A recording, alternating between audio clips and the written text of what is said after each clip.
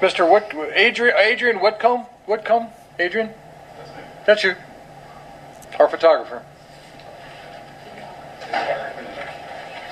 Yeah. Will you state your name and address for the plan, or for the record, please? Yes, I'm Adrian Whitcomb, 316 54th Street, Newport News. Been there a long time. I'm commenting, no doubt, on the city farm again and why it's in the comprehensive plan as under study. Now, I want to give a little history here. Going back to July 23rd, 1991, the City Council adopted the proposed design for the new public park on the site of the City Farm and former Minchfield landfill. At that time, the City Farm consisted of the land right across from Minchfield High School going all the way down to the river. Now, as the plan came out, of course, that included the part of the marina down at Deep Creek that the city owns. So that's also included in the master plan for the Riverview Farm Park. Now, there's a quote here I want to read from, it's from Preservation, Virginia. Are you familiar with Preservation, Virginia? It's best known for what the work it's done at Jamestown, the archaeology there. In 2010, they placed Warwicktown, which was located on the city farm there on those 58 acres on the water, on the 10 most endangered historical sites in Virginia. That was in 2010. And this is a quote. "This site holds an extraordinary range of Virginia history. Archaeological evidence suggests that it served as the site of the first courthouse and related buildings for Warwick County, and the site of the colonial park town, which, although it never flourished, was a political and commercial center for the area during the colonial period. The site also contains archaeological components of Native American use and possibly 17th century occupation. In addition, the site contains Civil War earthwork, fortifications at the mouth of the Deep Creek," and it went on, but I can't read it all at one time. So that's one thing. The other thing, back in April, I decided, well, once and for all, let's settle this. It is one parcel of land, and it's city farm, as they call it now, the 58 acres on the river. That was never separated from the original city farm, so it's still included in the park. So what I did was go on the tax assessor's record. If you really want to know what land belongs to who and what the assessments are, you should go on the tax assessor's record. So I did that. I have it right here. I went through the process. I came up with the ID for the property. It's 19000.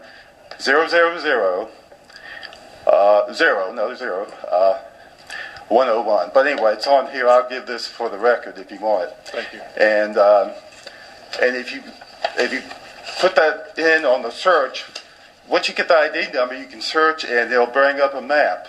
And the map is right here, outlined in red. It shows that all that property, the landfill, the part that's open out to the public and down to the river, is all one parcel of land. Included that. So that settles that matter. That's been before City Council now a year and a half, and finally this is evidence that it's all one parcel.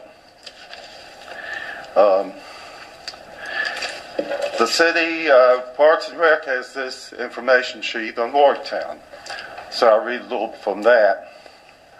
Well, let's look on this. 2 archaeological surveys conducted in the early 1990s, and there's already been some surveys there, have yielded artifacts indicating the site was the location of base camps for archaic and woodland Indians, probably those of the Kickitan tribe, the Powhatans. Furthermore, a variety of material ranging from the late 17th through 20th centuries, pottery, glass, shell, bones, wood items, plaster, suggested near continuous domestic occupation in the area. And it goes on and on. Again, if you want this, I'll give that to you. And that's something produced by the city. There's definitely a need for waterfront public property, public parkland in the upper part of the city.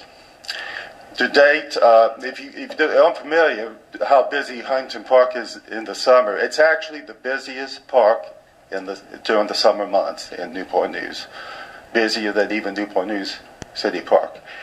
Why? Because it's on the water and it has a beach. But it's not sufficient. It's not sufficient for a city of our size. And it's located near the south end of the city. There's a need up there in the middle and north end for waterfront public parkland. And one thing I did was to make videos. First I did it on land, and I did it through the neighborhood, starting at the Riverside area, and I got as close to the water as I could, just showing all the development on the water. And later I did it from a boat and I went all the way to the Lucas Creek area.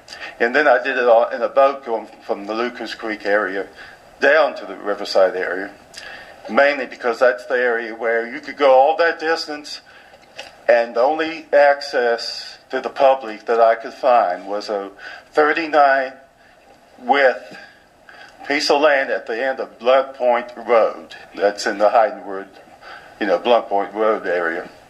So, and when you get down there, the water is just rocks. It's not a beach, and the residents close by don't really like people going down there. So what I'm saying, we need public access. If we don't have public access, and when I say access, I mean a park, a real park, because if you try to have a small park next to luxury houses, there's going to be a conflict. So it shouldn't even be a mixed area of development and park. It should be all park. And the way it's located now, it's pretty isolated, because on one side you have HRSD, and the other side you have D Creek. So it's separated from the residential development enough that you won't have that conflict if you keep it all as a park.